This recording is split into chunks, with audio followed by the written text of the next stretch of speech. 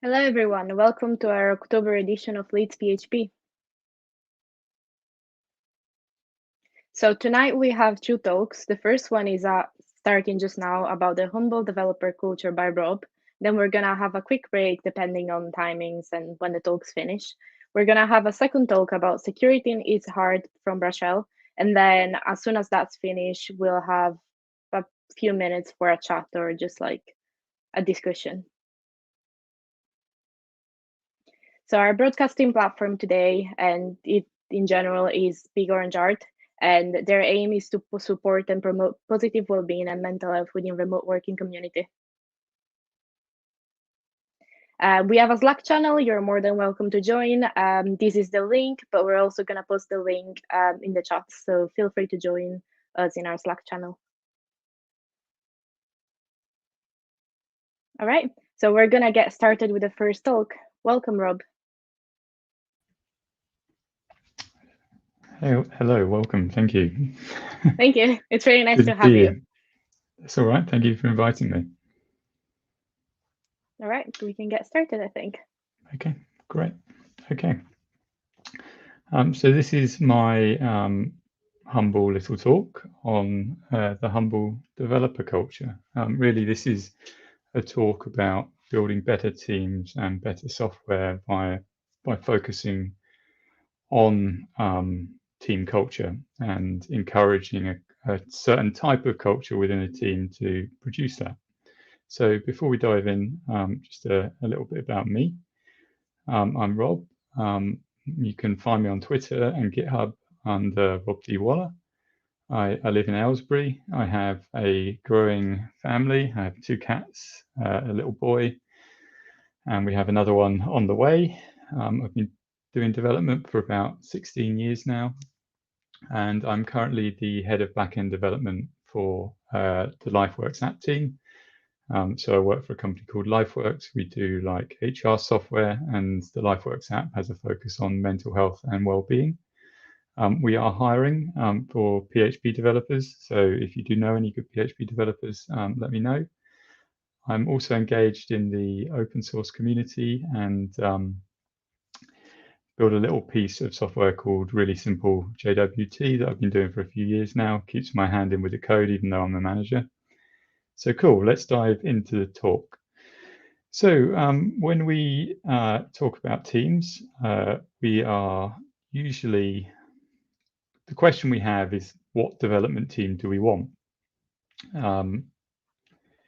That's the key and the basis, right? And the development team we tend to want is a cohesive and stable one that can work for a long period of time, because that will deliver us the most business value. We don't want an unstable team. We don't want lots of arguments. We don't want lots of infighting. We want stability and cohesion and a team working on things for a long time so they can contribute to a project for a long time and keep that domain knowledge in-house. So the question is, how do we achieve this? Well, my theory on the matter is that we have to look at culture, and we have to build a culture for our team that works and is going to foster cohesion and stability and driving that business value that we want to see in teams. Now, obviously, over the last decade or more, we've seen lots of different ideas around the sort of developers you should hire and the development team cultures. In my opinion, quite a few of them are quite sort of negative cultures. So they're based around things like the unicorn developer, the rockstar developer, the 10x developer. You've heard all these terms before. And they sort of focus on the idea of developers being sort of geniuses who can solve any problem, and that all you have to do is hire the best talent, stick them in a team, possibly apply some pressure, give out some trinkets, free food, pizzas, and what have you, and somehow magically and miraculously, you will produce great software and a cohesive team. This isn't really the case. Talent is difficult to define. It's also difficult to sometimes get the smartest developers to work well together. And often we find in these sort of high pressure environments and high pressure culture that the actual outcome isn't better software. It's actually quite shonky software, and it's issues like burnout that we see. So what's an alternative approach? Well, the alternative approach, or the humble alternative approach, is this idea around the humble developer. And this is made up of a few things. So we've got wisdom is one part, caution, knowledge, control, and teamwork. And this talk is going to cover those pieces. The foundation part of like the humble developer culture is this concept of wisdom. But what do we mean by wisdom? Well, a developer, some of you may know, Marco Pavetta or Cramius, probably about 6 or 7 years ago, he gave a talk on extremely defensive PHP. I saw it at PHP South Coast when that event was ongoing, and it was really good. So what he said in that talk is, you are dumb, I am dumb, we are dumb, everyone is dumb. And for Marco, this was quite a sort of profound statement in many respects, because Marco is one of the most prolific and capable software developers in the PHP community. He's contributed massively. And for him to say something like, I am dumb, is actually profound, right? He's admitting his weaknesses and that his capability has limits. Now, the way Marco has put it with you are dumb, I am dumb, we are dumb is sort of slightly hackneyed, you might say, and not the best way of putting it, right? But it's not a new idea. In fact, this idea of knowing the limits of your knowledge comes back all the way to Socrates and possibly before. So we're talking 2,500 years ago. And Socrates basically understood or claimed that a wise person is aware of the limits of their knowledge. And this comes from a story about Socrates in relation to the Oracle of Delphi. And basically, back in the day of oracles, the oracle told one of Socrates' friends, when asked who the wisest man in the whole world was, answered with, it's Socrates.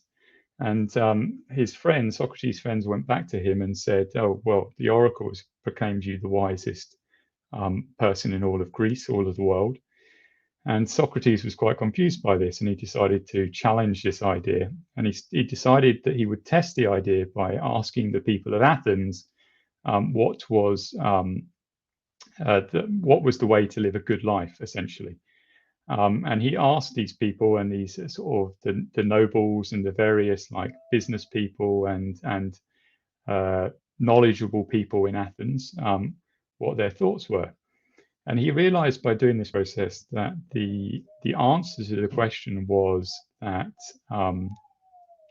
he must be the wisest man in Greece, because he was the only person willing to admit that he actually didn't know the answer to the question that he posed. He was willing to admit the limits of his knowledge. And that's where this idea of wisdom comes from. You can be a very smart and capable person and a very smart and capable developer, but you're not a wise person or a wise developer unless you accept and understand the limits of your knowledge. And Socrates developed further ideas, one around dialectics, which is the search for truth, and the concept of dialectic questioning, and basically concepts that we've heard of previously, like the 5 whys, to help us get to the heart of truth and to admit that we don't know something, so we need to ask questions. And a lot of that comes back from Socrates. So the foundation part of this humble development culture is this concept of wisdom and understanding the limits of your ability and your knowledge. The second part is caution. So humble developers tend to be cautious because they understand that software is an incredibly complicated and risky process. As the image I'm sharing suggests, it's like a minefield. You don't go running through a minefield. If you're going to clear or travel through a minefield, you act with extreme caution and you act carefully, taking one step at a time and maybe using relevant tools. So the question is, how does this rule of caution apply to software development? Well, in my mind, it looks at what I would classify as making sure we get the basics of software development right. We're not going to get everything right, and we're not going to solve every problem perfectly. But if we focus on getting some of the basics right, we should be on relatively solid ground. Now, there's lots of people or developers who will argue about what the basics of software development mean. And the list I've put together here isn't meant to be comprehensive. It's just meant to be a selection. There's probably more things we could touch on, but there's concepts like clean code. So for me, clean code is about running things like static analysis. So code linters, tools like PHP Stan to do static analysis, do type checking, things of that nature, but also understanding some principles, understanding some theory as well. So, principles like solid or single responsibility or dry, and following those principles and trying to apply them to our code to keep it as clean and simple as possible. Then we have tested code. So tested code is I hope relatively obvious, but it's the idea that we test our code. So we write unit tests for our code. Now, obviously, I'm an advocate of TDD, or test-driven development, but I know not all developers are advocates of TDD. But the key principle is that you're testing your code. So whether you write your test first or whether you write your test afterwards, you've tested your code so that you can present some proof that your code works and that you can have some confidence when you push that code to production that it will also work. Then there's secure code, right? So secure code is basically trying to keep the code as secure as possible. So this looks like maintaining our dependencies, so making sure our dependencies are up to date, and making sure things like our runtimes are up to date, our infrastructure is up to date as well. Not dealing with every single possible security issue. You can find there are static analysis tools that will help you make code more secure. There's Sonar Cloud, and then there's things like AWS Code Guru now that will do those sort of security checks for you. But generally, it's things like make sure your runtimes are up to date, make sure your dependencies are up to date. And finally, that the code you write is documented so that people understand how to use it. Sorry, pardon me. So that people understand how to use it and that people know why it exists. So we write readmes, we might write some code comments as well.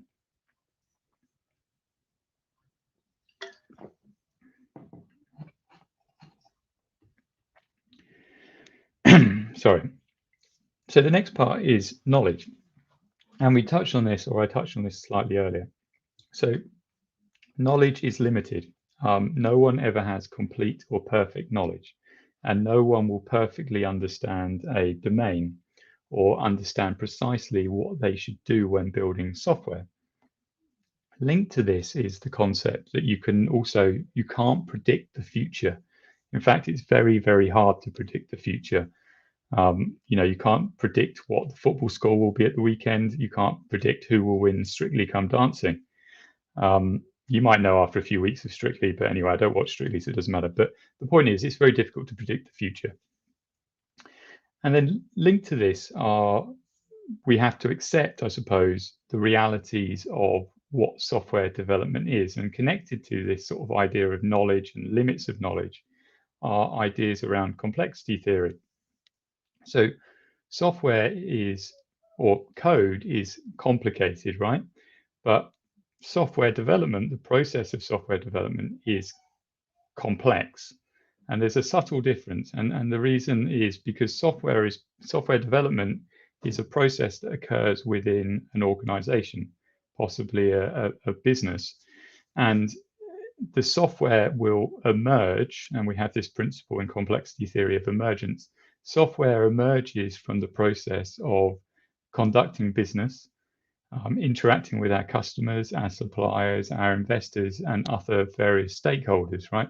So we can never be sure precisely what software will emerge. And because we've got lots of complexity and we've got complicated code, again, we have to be very adaptable. So all this comes together to sort of suggest that we have limited knowledge and there's a lot of complexity involved. So software should never be seen as like an assembly line. It's not like a mass production car assembly line that Henry Ford had. We can't just do one process after another and expect a perfect car to come out at the end. It just won't happen. We have to be adaptable and we have to understand that we don't have all the knowledge we need. And in fact, one of the main aims is to gain that knowledge. So we want to gain domain understanding and gain domain knowledge. And we want to follow strategies that help us, gain that domain knowledge and work with the way software emerges and the way new information emerges, and we learn things and we have to be agile. So this approach can often be known as the behavioral approach. And when I say a behavioral approach, this is just really a wrapper for a number of ideas that exist. So we've got ideas like lean, agile, extreme development, DDD, and there are others. But the behavioral approach is about gaining that domain knowledge and focusing on behavior, understanding the behavior that we want to replicate in software, right? So growing that domain knowledge and then also being adaptable and agile and able to change, right? And accepting that we're going to have to change, not pretending that we know everything. And then there are techniques that help with this. So TDD is a good one. Like TDD, the root of TDD is to focus on behavior. If you understand behavior well, you can write test cases and then you can base your development on testing. Pair programming can help, like work with a colleague to solve a problem, whether that's an architectural problem or whether that's a code problem, work with your colleagues and pair program. There's ideas like example mapping. So example mapping is a very simple way of understanding a domain. So you have things like rules and requirements, and then you produce examples, and this will link nicely to, you build up test cases through example mapping, which works quite well with test-driven development. And then there's the much more complicated or much more, I suppose if you're going to do full DDD is event storing. So you go into a lot more detail than example mapping. And these techniques help you gain domain knowledge and also adapt as you learn. One of the core principles of TDD is that it should be adaptive. And so that's really the concept of knowledge and complexity and emergence that you as a sort of humble developer need to accept, that this is the way it works and kind of this is the way you need to roll with software development. The next piece is control, right? And there's a sort of statue there in my image of the Medusa, and what this is meaning to reference is that control is a myth. In reality, there is no real thing as control, and you as a developer will have very little control. And there's a well-known concept called the illusion of control, where people believe they have more control than they actually do. And as a developer, you need to sort of keep away from that sort of illusion that you can have lots of control and you can control all the variables and you can control software development as such. You can't, and you will just end up disappointed in many cases. It's best to accept that you don't have control, and as I said about the knowledge side, is be adaptable. And this applies to not just the code, but to the individuals you work with. And whether you're a manager or whether you're just a developer, like you cannot precisely define how individuals, teams, or businesses will work. So don't. In fact, it's not that you can't have any influence. You can have influence and you can have an effect. It's not to say that there is no control at all or there is no influence, but you can't have complete control and you shouldn't be naive to believe you can. So instead, like you should focus on, when you're working with your colleagues, is like guiding them, educating them if they need some help, if they're they're new to your team or they're a junior, they might need some guidance or education, and then be there to support them through the work and through the process of doing software development. So guide, educate, and support rather than trying to intricately control everyone or everything. And then the final part is teamwork, right? So as a humble developer, you accept that you don't have complete knowledge, you don't know all the things, you don't have all the answers, and therefore you are not an island as such. So you're willing to work with your teammates, and you really value teammates and teamwork, and you're not trying to be a lone wolf and solve all the problems yourself. You work with your team because you understand that it's the team that produces the software, and it's the team that will come up with the best answers. So you talk things through with your team, you interact with them. So yeah, you might ask questions and you ask for help, and there's nothing wrong with that. You interact with your colleagues, and you value communication. Like, one of the key attributes of a humble and a good developer is communication, and the willingness to communicate openly, and having no fear around asking questions. I've been doing software development for 16, 17 years now, and there's still loads and loads of stuff I don't know. I am responsible for a huge piece of infrastructure, and I don't know everything there is to know about it. So I often have to ask dumb or silly questions, but I'm okay with that because I know it's normal to ask those questions, and to need that support of my colleagues and my teammates. So yeah, teamwork is supremely valuable, and developers should really focus on it. And that really, those are the main parts of a humble development culture. If you can pursue these things, it will really help you. You will get better team cohesion, right? Like, if you have humble developers who accept the limits of their knowledge and are willing to focus on teamwork, you will have that better cohesion rather than having a group of developers who might think they're the bee's knees, and they might suffer from genius syndrome where they believe their own hype. That isn't necessarily going to lead to cohesion. And developers who sort of accept the limits of their knowledge and the limits of their control are also much more agile and willing to adapt to change, which is the natural part of the development process.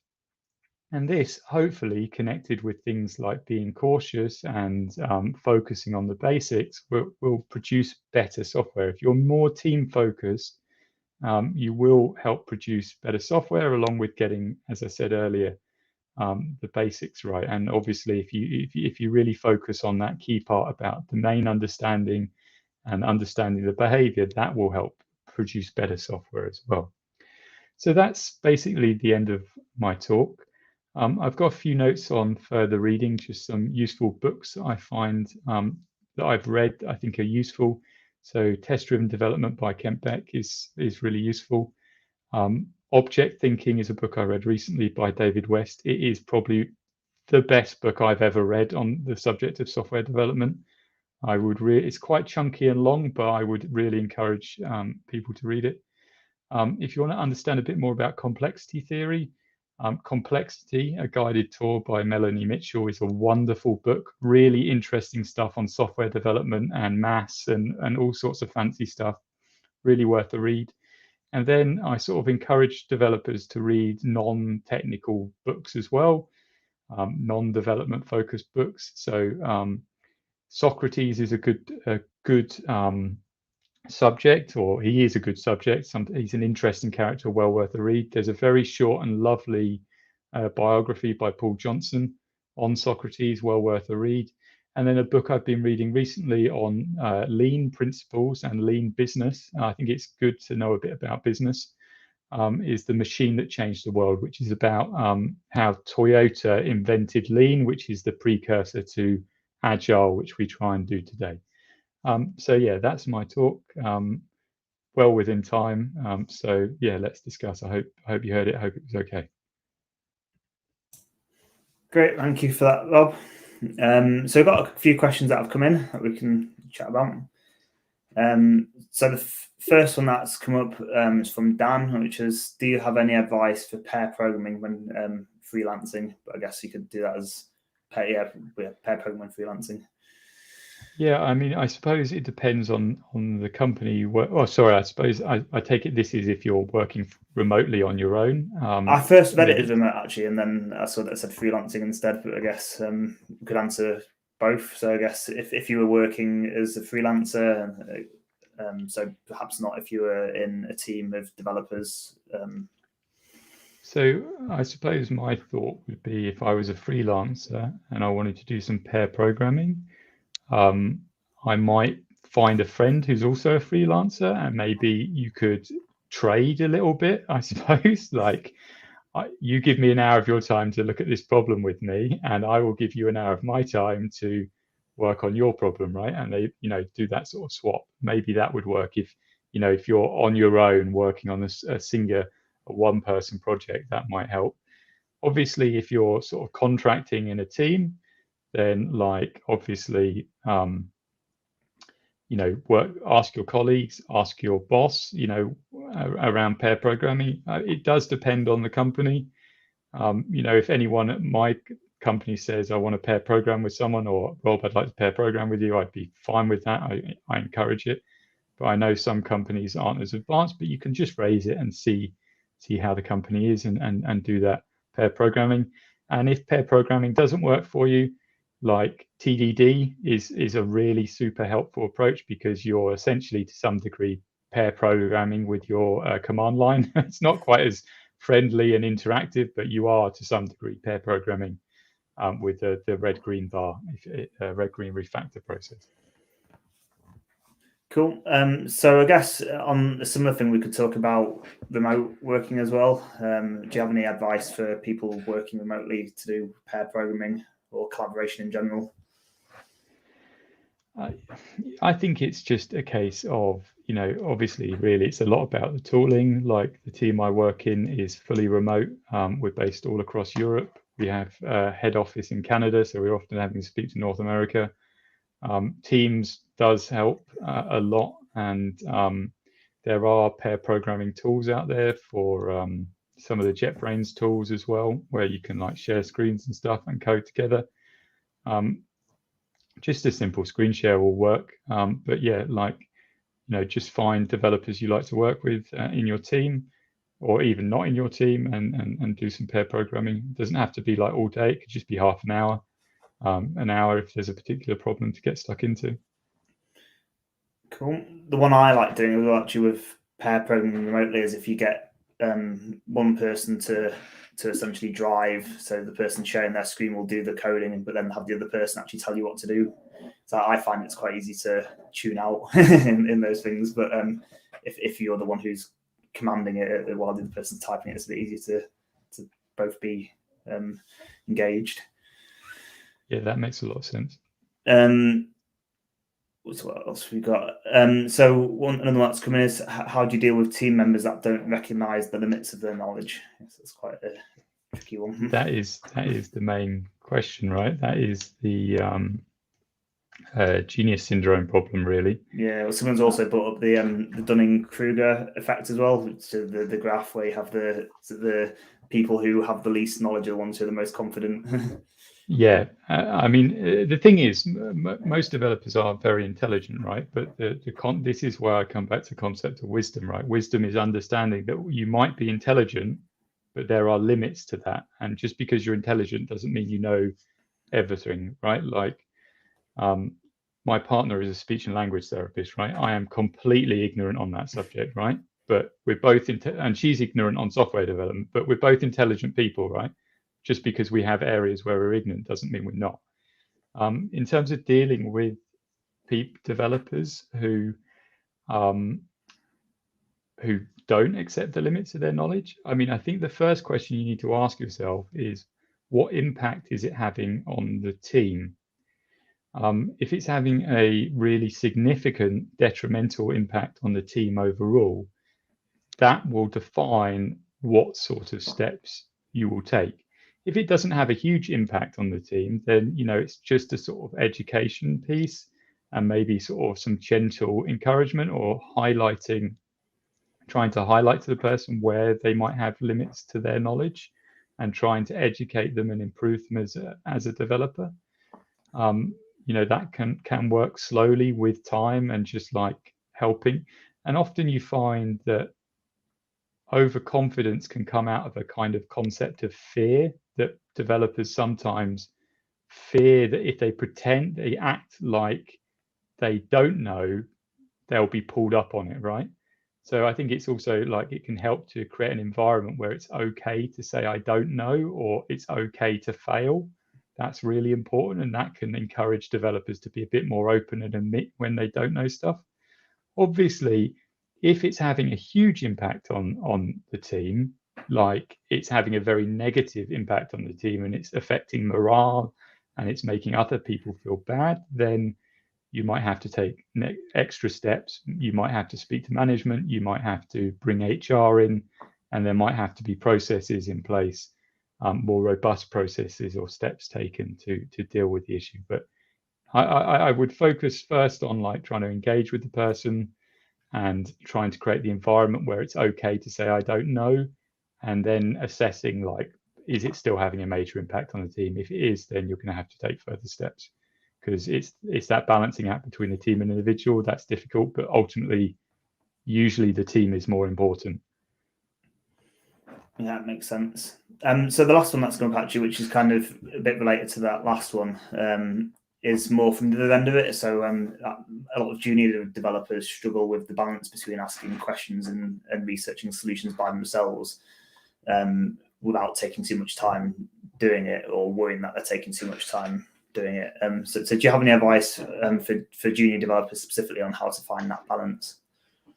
Yeah, I mean, first of all, I would always say to the junior developers I work with, like, take as much time as you need, right? Like, what we're doing, software development, is really hard, really complicated. It's not easy, so it takes time. And my attitude is always, I would hope is, or what I'm trying to encourage is, I'd rather you do it right and take your time to understand it than try and rush your learning and do a sort of shonky implementation. So I would say take your time and you will get there, and do feel free to ask plenty of questions.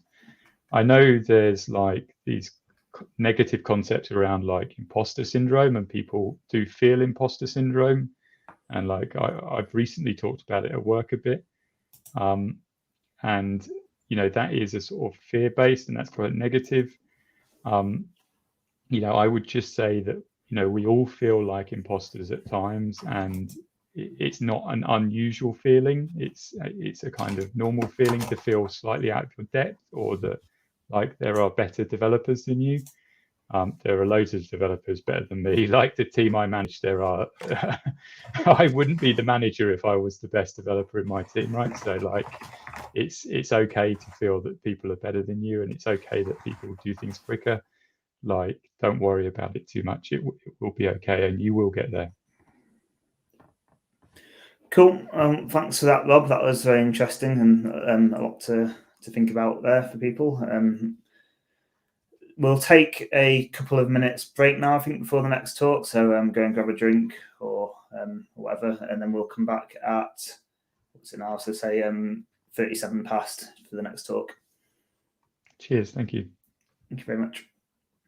Thank you.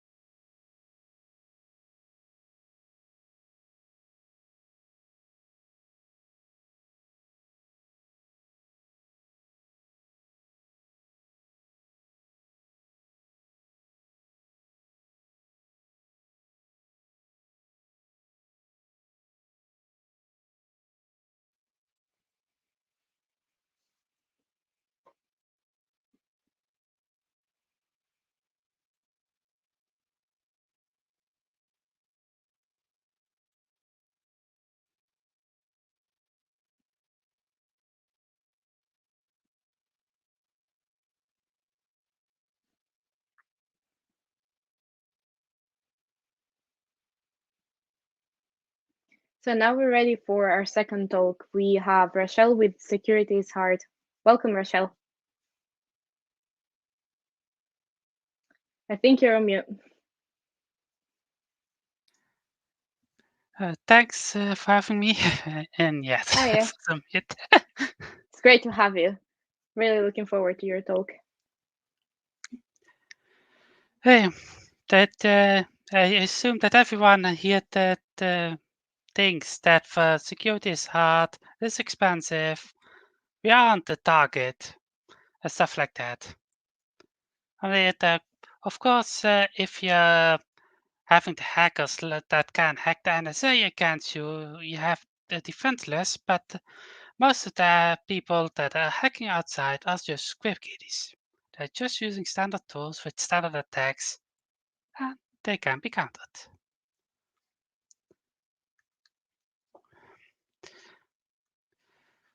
If the people say I'm not a target, these are the logs of my own server. I normally get more search bots on my server than actual visitors. And these are just the standard automated attacks that attack me. Just automated attacks that try to hack my SSH server. Try to log in as root. Though they can try that until the heat death of the universe, because even I can't log in as root on SSH. And the other stuff, this is just the Apache access log. All the automated attacks to WordPress and Joomla, you name it, you get it. Every server gets attacked daily. At the moment they find you on the internet, they will attack you. And if you are running outdated software, you will get hacked.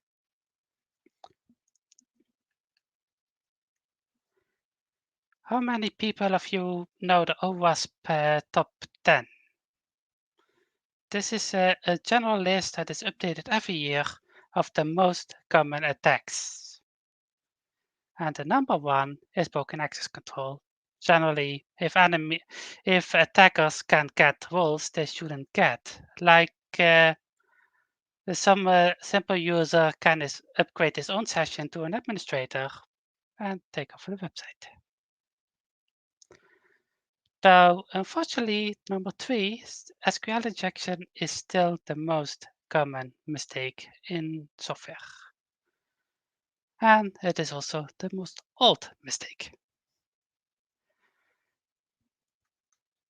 So we have tools like ORM tools that make these attacks impossible, but still a lot of people insist on just concatenating strings or even using the super globals right in the queries, like this example. You might think, what is wrong with this? Using just the get ID. Well, you don't check if it is an ID.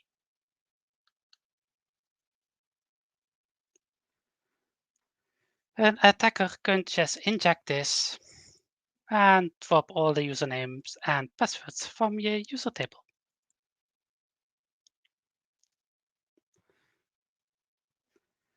And if your passwords aren't hashed, they have also the plain text passwords that they can most likely use on different other websites because people will still reuse passwords. Another example is the injection from the query. I actually used this to hack a government website a few years ago. They didn't check what was in the query, which page they should show. With a bit further around, I found this one. And that gave me the page with the database credentials and gave me full access to the database. And of course, I keep digging. Apache wasn't limited to the root only. I got that password hashes from the server. With some cracking, I had full server access.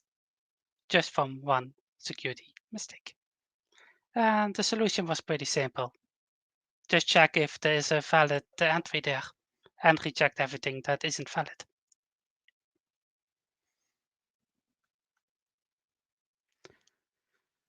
This is an attack I actually saw on a web shop once.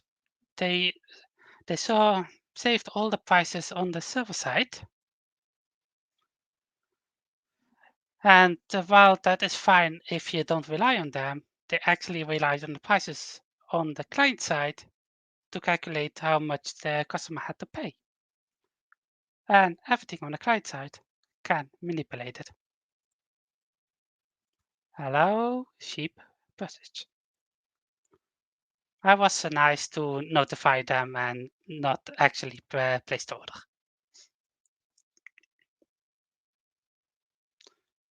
But in hindsight, how they reacted, I should have and just had the very cheap items. Because they didn't were nice to me and they tried to sue me actually.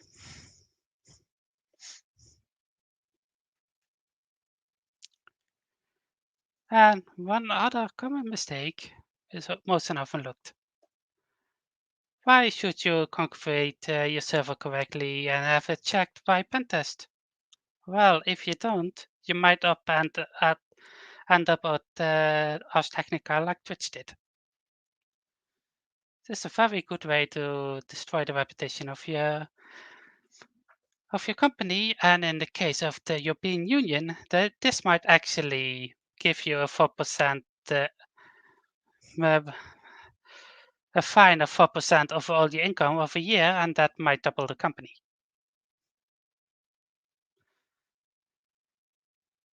And like see from Patrick, yes, unhashed passwords are indeed illegal in the entire European Union. If they find out your passwords aren't hatched, you get a fine extra. Besides that, your customers will not like you anymore. I like the other talk said, update your software. The most common attacks, if you don't make them yourself, is if you simply don't update stuff. If you know the news, who knows this one? Uplead. Some SSL at the library got leaked and could throw every password on the internet if you're lucky. A few years ago, the backend from Peer actually got hacked. And this was actually a nasty one, but because a lot of people just blindly update from sources like this.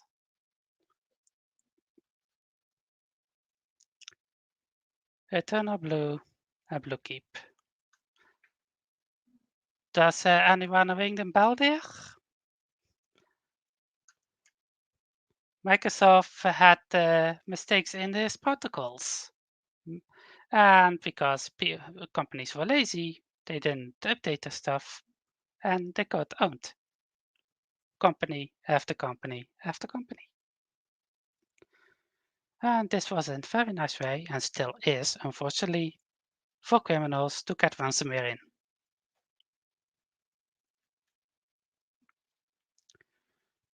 For the people still on older software, are you aware that in a few months, the last Symfony LTS and PHP 7.3 will lose official support?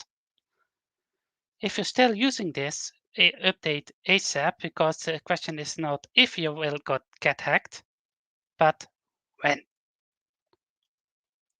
Especially Symfony is one of the biggest frameworks in the PHP world, and exploits will be searched for it after the support goes AOL.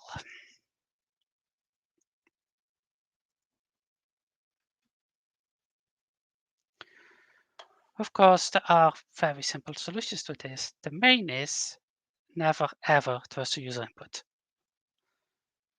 Everything that comes from the user should be considered as hostile and dangerous.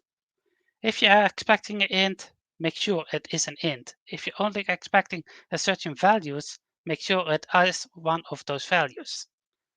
If it is something else, just reject it. It can be a simple mistake by a user, or it is an attacker trying to pop your system. And if he succeeds, who knows what he can do?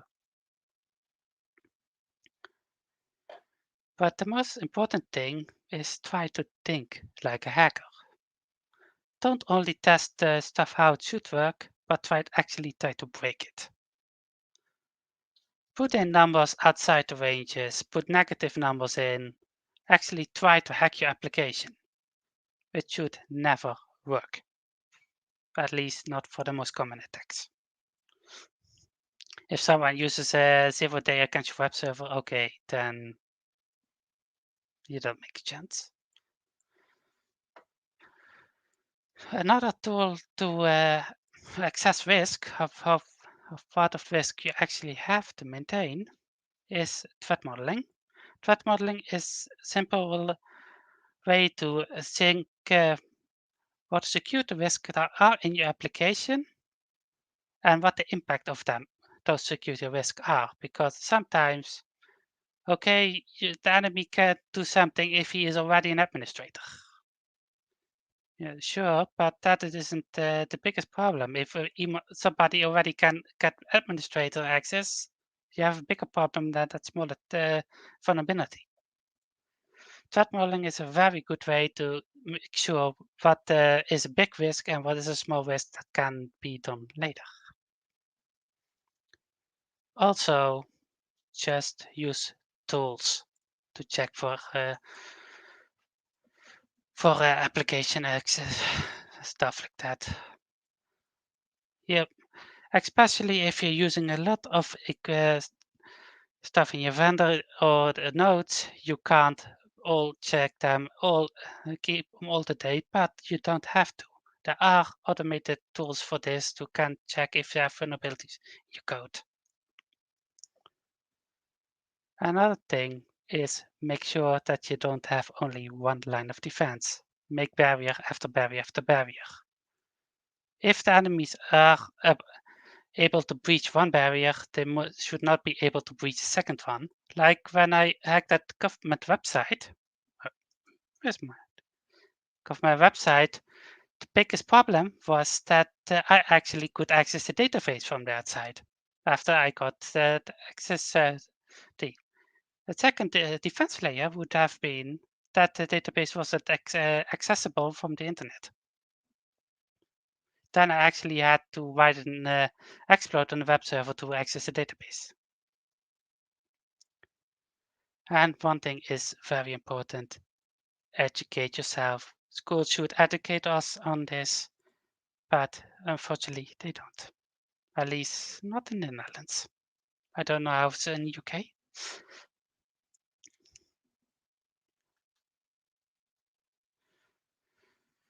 Like my other talk, there's talk about few tools that you can use to help your code standards.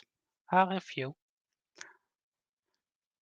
One of those things that can actually check if your code is bad is PHP-CS and PHP-Stan. Which are just code analysis tools that can check if you have vulnerabilities in your code. And to check for licenses and vulnerability in third-party code, you can use Black Duck. It costs money, but it is well worth it. We are with the place I work. We are actually gonna implement SonarQube and Black Duck ourselves to keep an eye on the software code. And that concludes my talk. Any questions?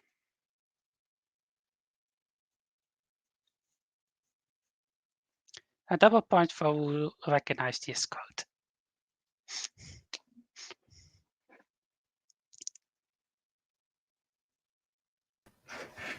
Thank you for that, Rachelle.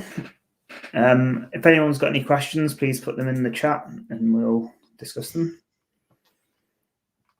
Yeah, there's a lot of interesting stuff in that talk, and a lot of stuff that's worth going up and reading on. Like the OWASP stuff's really interesting, and stuff around passwords. It's all worth educating yourself on it. So this is actually the basic stuff. Yes, yeah. It's interesting the password thing as well for people in the UK. We've got our own GDPR, the UK GDPR, which is based on the EU one, and that also the ICO also state that passwords should be hashed as well, and so they won't be kind on you if you've got unhashed passwords. Actually, it isn't strictly that it isn't unhashed passwords, but you're required to have adequate security on your software, and unhashed passwords are a bad thing for security for the last 20 years. Yeah, Rob's also asked that about that actually as well, asking about love to learn more about the illegality of unhashed passwords. Generally, it's just Gdpr rules. I'll stick If a your link. security isn't good enough, you get fined. Put a link in the event track as well to the ICOs, what they say about passwords. Patrick has asked about says about the biggest threat, which is he thinks is social engineering. Have you got anything around that? Yeah, social engineering, also called the level 10 problem. For that is actually educating people. And if for passwords, make sure they have two-factor authentication. So if they give away the password accidentally, you still have the second factor to block attacks. But yes, social engineering is the biggest attack threat after software problems. It seems And to be it one is that's also the most hardest to fix. Yeah, it seems to be one that's coming around a lot more as well at the moment. It's hearing a lot more about social engineering attacks and all sorts of things, especially in the UK at the moment. We've got a lot of bank scams as well, which is a similar thing, but it can happen anywhere, can't it? For social engineering, one of nice examples is how to get into a building, pretend that you are delivering pizza. They will open the door for you. I'm sure. I don't think we've got any more questions there yet. Yeah, so thank you for speaking today, and it's been really interesting. I'm glad to be here. So if anyone wants to hang around in the social, there's a button up at the top on the big orange heart platform where you can create or join a table. If not, I'll see you all next time. See you all next time. Thank you for joining us and for our speakers for speaking.